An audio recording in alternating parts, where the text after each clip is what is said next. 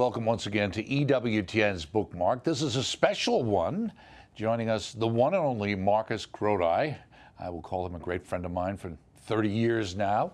Learning Contentment, finding peace right where you are. And he's right there up in Zanesville, Ohio, in his own homestead, where I think he's quite content. This is a new book published by EWTN proudly. And of course, people will have seen you on with Father Mitch talking about this book as well. Always great to see you, my friend. How are you? I'm great, Doug. It is good to see you. I don't see you enough, Right. my friend. And I would have loved to have been there. Right. But, you know, I don't travel as much as I used to. So I know the feeling. Besides, we have this new modern technology allows us to have these kinds of interviews. Let me ask you, did EWTN ask you to write this book? How did this book come about? Well, I'll simplify it. I talk about it in the book, but it was originally intended not to be published. I had made the decision. I thought the Lord was calling me to retire a bit from being active. And so I, as you know, handed the baton of the Journey Home program over to my son, John Mark. And then I also handed over the leadership of the Coming Home Network to him. And I'm not traveling. And I figured by the time I got into my 70s, it was time to slow down a bit. But a friend asked me a question one time when I turned 60. He said, well, now that you're 60, what are you going to do when you grow up? And I said, well, the first 20 years of my life were about me. The second 20 years were about Jesus Christ. The third 20 years of my life were about Jesus and his church. So if the Lord gives me another 20 more years, what should I do? And it struck me, well, maybe it's time for me to start living out all the things I've been preaching for the last 50 years. And you've been on TV, Doug, and you know as well as I do, we say a lot of things on TV we deeply believe and we want to live, but you know, we're not perfect. So anyway, by the time I got into my 70s, I figured maybe it's about time for me to start looking at what were the things I always taught that I need to reflect on and maybe live a little better. And it seemed that what I wrote in Life from Our Land, which was the last book you and I talked about, I think. Right. No. I think we talked about another one about EWTN books. But anyway, it was in that book. So what I did is I went through Life from Our Land and I cut away all those nice farm analogies and stories to get it down to the key themes. What was I trying to say in that book simply? And so I had a list of things for myself. And then a friend said, you know, that might be helpful to others. So after doing a lot of rewriting and revisiting and rearranging and adding, out of it came this book. And eventually, one of the editors at Sophia Press got a copy of it, and that's how EWTN got interested. So I'm very grateful for that. Well, how do you go about writing? How do you do your writing? Oh, wow. That would take longer than we have on the time here. I really do depend on God's generosity when I write. And sometimes, even as we're right now taping, I didn't know yesterday that I was going to write an article for my blog on the war. I wrote it, you know, the wars and rumors of wars. I didn't know. When I woke up, I didn't know. But then I started thinking about it, and then I sat down, and before I know it, there's an article. And it just, the million ways that God uses to give us gifts to do things, and I praise that I have a chance to write. So you do that on your computer or your laptop? That's how you will write that way? Yeah, if I did it on paper and pen, I couldn't read my writing Couldn't read anymore. it back again. Okay. Well, let me ask you, you have an extremely high vocabulary. Maybe you can understand, right in the introduction, you say, dagnabbitedly. What does that mean? And what were you referring to? Oh, what did I use that word for? I was just that I find contentment hard to find. Just dang it, you know. It's one of those things where maybe we assumed we'd have it, and then later in life, especially in retirement, one thing I found is that a lot of the things that I had based my contentment on are no longer a part of my life anymore. Interesting. You know, I had a lot of content coming down to EWTN and doing the programs, doing the Journey Home program, leading the Coming Home Network. but I don't do those anymore. That's not a part of my life. So in some ways, achieving contentment became more difficult than I expected, dag nabbit. I mean, that's what kind of what that meant. Right. Okay. And especially, again, with all the voices that we hear every day from every angle, especially in this digital world, trying to convince us that there are other ways to achieve contentment than we ever imagined. And they're out there. And what I tried to do in the book and said, no, wait a second, slow down a bit. Right. Let's listen to what maybe God might be calling us to do to seek contentment. Right, and we can go through the list, but one of the things in the beginning you talk about, the idea is we don't want to spend our time looking back with regret or being anxious about tomorrow, wringing our hands over all the unknowns that keep poking their ugly heads up into our path. So how do you go about trying to eliminate those? I'm assuming that's what this book is really about. Yeah, in some ways, I didn't realize it when I was putting the book together, but you know the story about the rich young ruler who comes to Jesus and says, Lord, what must I do to get to heaven? And he says, well, obey the commandments. And he said, well, I've done all that. And Jesus says, well, you've got one more thing I want you to do, and that's go and sell and give it away and follow me. And he couldn't do it, so he walked away. Well, the key was that before he could focus on doing the real things that Christ wanted him to do, there were a lot of things standing in the way. In a way, that's what this book is about. When you looked at the book, Doug, as you did in preparation for our program, you'll see that about chapter 6 or 7 or 8 is about the Beatitudes and living out the gospel of simplicity and detachment. That's really one of the things we're called to do in our retirement as well as our whole life. But there are things that we're tempted to focus on that prevent us from getting there. One of which is in the first chapter. If I had that house or I lived in that place or if I went to Florida or whatever, maybe then I'd be content. Right. No, you need to begin here. Or our world we're inundated, at least young people are, about relationships. We've never lived at a time when there are more divorces, not just outside the church, but even in the church. So people are looking for other people to, no. You start here and you start simply and where you're at. And then as you get closer, then the idea in the book is then maybe by looking at a number of things, then we can start dealing with the fullness of the gospel. Well, do you think that's also, to some degree, in a sense of the devil's work, and you talk about Screw Tape, actually, and Wormwood later in the book, but that idea that the goal is to make you discontented, to suddenly decide things that didn't bother you suddenly bother you. I remember one time driving someplace and seeing somebody with a very nice car, and I was thinking, well, I could have that car.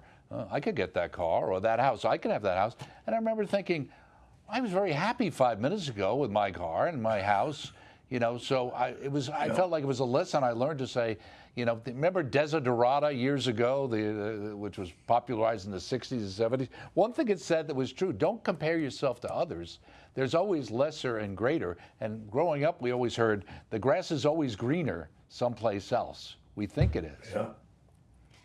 Well, the book of Job is, it comes up once a year in our readings, okay, but I think I've found in my old age that book of Job identifies something that maybe especially older Christians, older Catholic Christians might experience as you're getting closer to the end of the race. Because it says in the book of Sirach, chapter 2, verse 1, that anyone that commits himself to follow and serve the Lord expect battles. And Doug, as you're older, I'm older. Think about the people we've known as they live their faith as they get older. Right. If the devil can pull us down at the end, trip us with 5 feet to go before the end of the marathon, he's won. Right.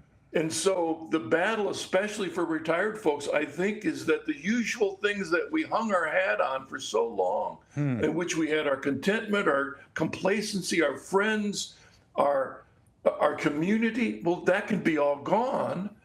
And the devil can use that time to try and work at you.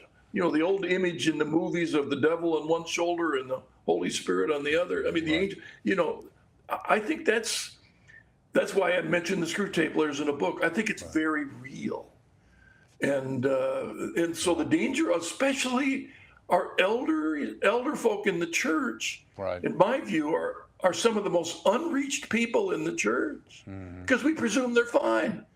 They may be under the biggest battle spiritually than they fought for a long time. Well, let me ask you, for somebody like you who've done so much, you know, in evangelization, et cetera, like that, is some of the whispers against you feeling, well, you're not really doing anything, you've got enough energy, shouldn't you be spending more time going out there and helping other people, and instead you're sitting around on your farm? Is that the words you hear sometimes? Yes, very much. I joke about it in the book. I use the analogy in the book, and you know the movie Young Frankenstein, where Frankenstein is going to go into the room with the monster, and he said, "Oh, I'm going in, and no matter what I say, you keep this door closed, you lock it up there." And they say, "Okay." He gets in the door, locks the door. The monster groans, and he turns around and said, "I was kidding. Let me out. Let me out." You know, and it's a great scene. But you know, after retirement, especially when you voluntarily do it, after a while you say, "You know, I was just kidding. I was just kidding. I'm coming back. You know, I want my office back. Give me my locker." Well, you know, the devil will do all kinds of things to prevent you from actually enjoying the beauty of the time that you've been given, that you've earned. I mean, I don't mean in a fiscal sense, No, but I that agree. you've dedicated your life, and now's the time.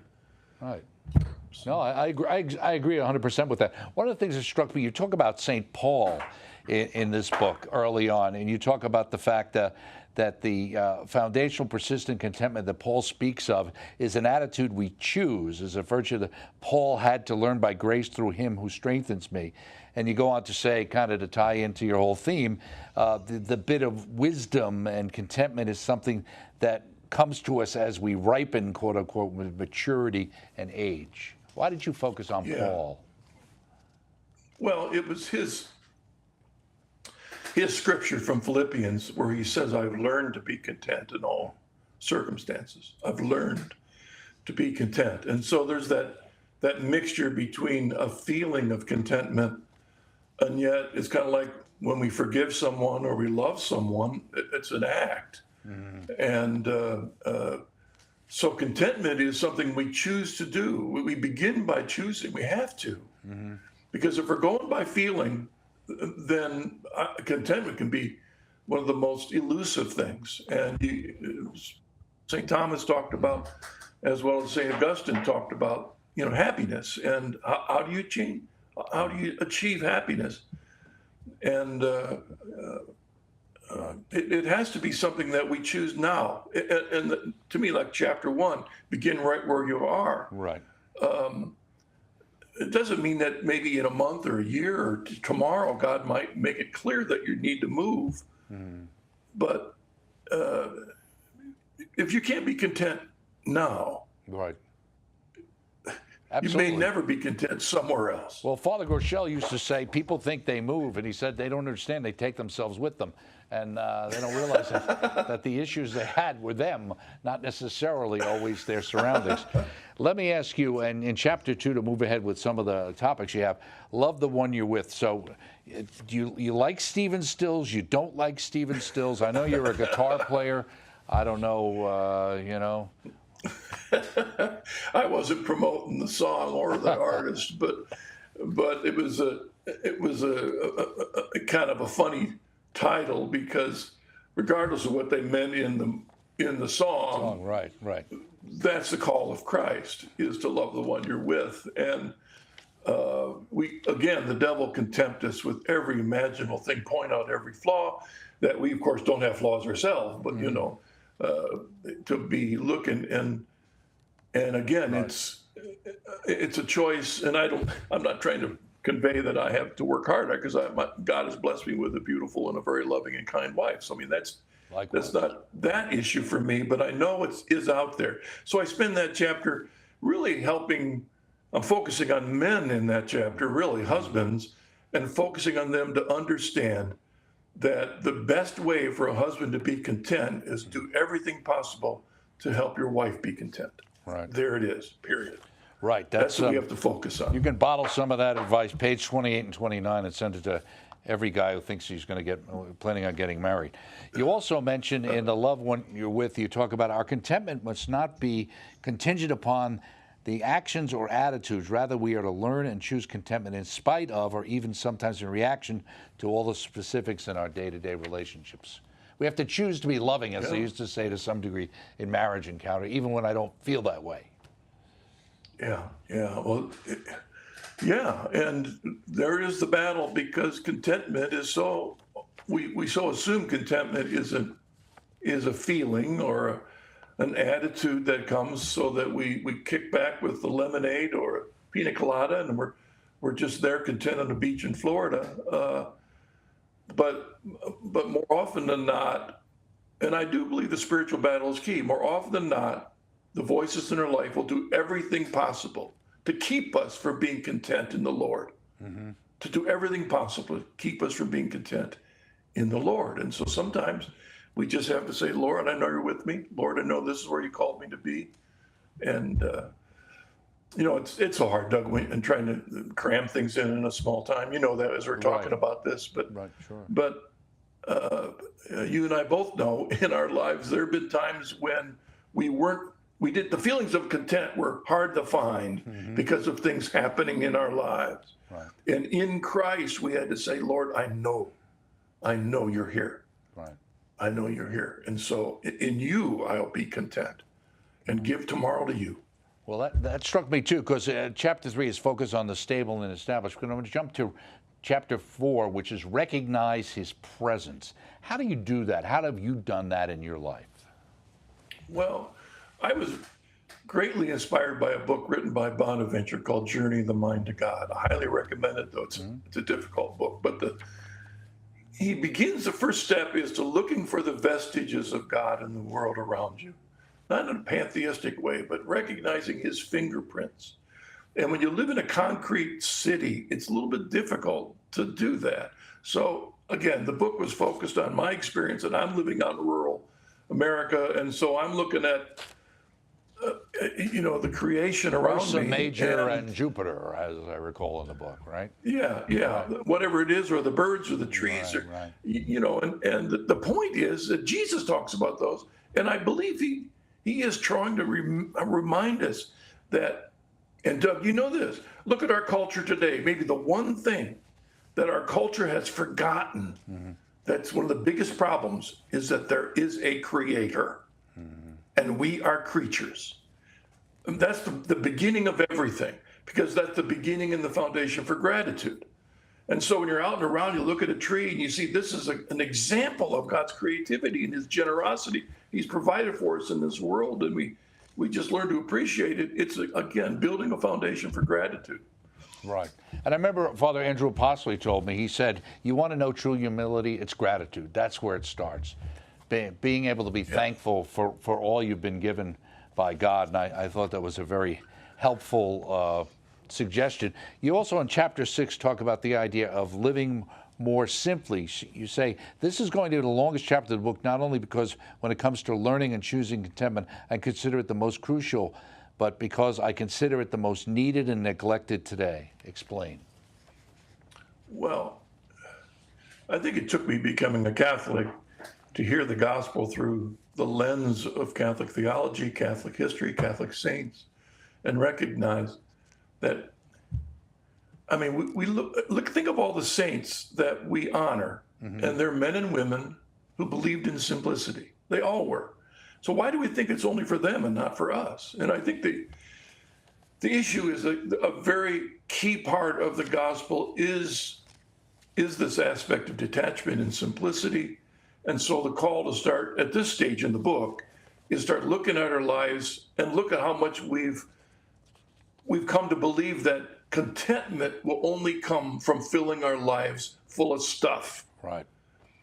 And that's not contentment. Right. And so how can we live with less, be attached to less stuff? As our Lord said, our treasures are in heaven. And so how isn't do that- we start to live that way? And isn't that freeing? I mean, having the ability to do that and say that you don't need those things makes your life much easier, doesn't it? Yeah, that's the whole journey of this book, is to get to that point to realize that right where I'm at, maybe the part of the reason I'm having such a difficult time with contentment is I've filled my lives with so much stuff that I think I need that I really don't need. Right. And, how can we slowly work ourselves away? And I jokingly say, I know it's getting close to the end of the world, because when my grandparents died, all their stuff went to my parents. Then when they died, all their stuff came to me, and I already had more than I need. And then when my kids are going to die, when I die, they're going to get all that stuff. There's not enough storage units in the world to handle all the stuff that's coming down on us. How can we simplify our lives? That's what one comedian famously said. Our lives are spent just trying to figure out where we're going to put our stuff.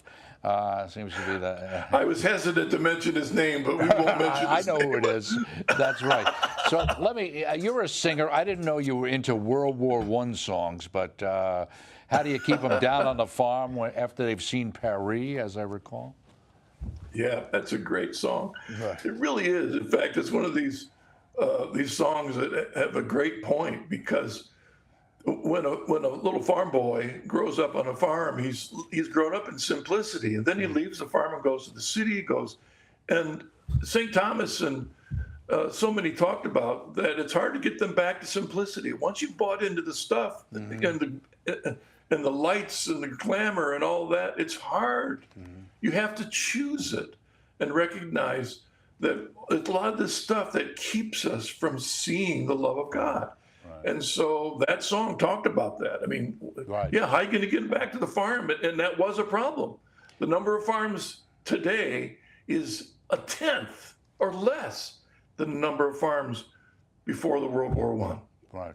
Well, it's also the fact is that it seems to be that the enticements of the world are very enticing, obviously to be redundant, but they're also the kind of things where the downsides of them don't show up right away.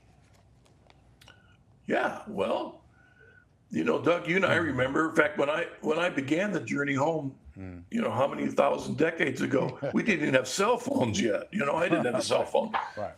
But when you get cell phones, then you got to pay for upgrades, you got to pay for services, everything brings with it more costs. You get into retirement, you got to look at your stuff. How many of the things that you filled your life with have all these added costs, and of course, the other issue, Doug, is the danger of our privacy. Back 70 years ago, there were very few ways that our personal information could be so easily stolen as it is today. Absolutely. The world is so different.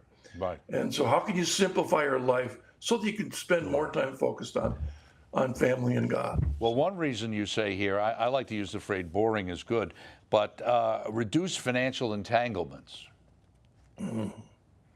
Yeah, well, talk to any financial advisor, most financial advisors, and they'll talk about one of the most important things you can do for retirement is to be as close to out of debt as you can. Right. And try and do that as early as you can. That's what that chapter talks about. Because if you're so entangled in debt, it's hard to even, in some ways, focus on contentment, because there's all this pressure of all the bills that are going to escalate and interests. And, I'm no financial advisor, but again, I was looking at my own life and realized, that's what I knew I needed to do. I've been preaching it, so now I got to live it. And by God's grace, we've been able to simplify our life in many, many ways. Right. Did you ever play a financial advisor on television? No, you never did that either, right? Okay. No. Let me ask you one quick question just before we go. The last major section before you get to the end of the book is number 8. And you've got a lot of points to be made in the idea of practicing poverty of spirit. Yeah, well, that's the Beatitudes. that's really Beatitudes, and understanding that when he talks about poverty of spirit, he's not directly addressing the poor, which we are to be concerned about, but this is the uniqueness of an attitude of simplicity, of detachment from the world, of sin, from self, filling our lives with a hunger for righteousness, and then living that out in mercy and letting our heart be open to God's love, and then stepping. I mean, that's the Beatitudes. And that's really what I felt by after the first 6 or 7 verses. And now it's time to talk about the centrality of Christ's new law as expressed in the Beatitudes. Well, we are just out of time. This has been a great interview. I appreciate spending time with you, my old friend. And our audience loves you. I'm sure you know that. Marcus Grodi, his latest book, Learning Contentment, Finding Peace Right Where You Are. It looks like he's doing a good job from what I can see. Published by EWTN, naturally available through our EWTN Religious Catalog. I'm Doug Keck. This has been a special EWTN Bookmark interview. We'll see you next time.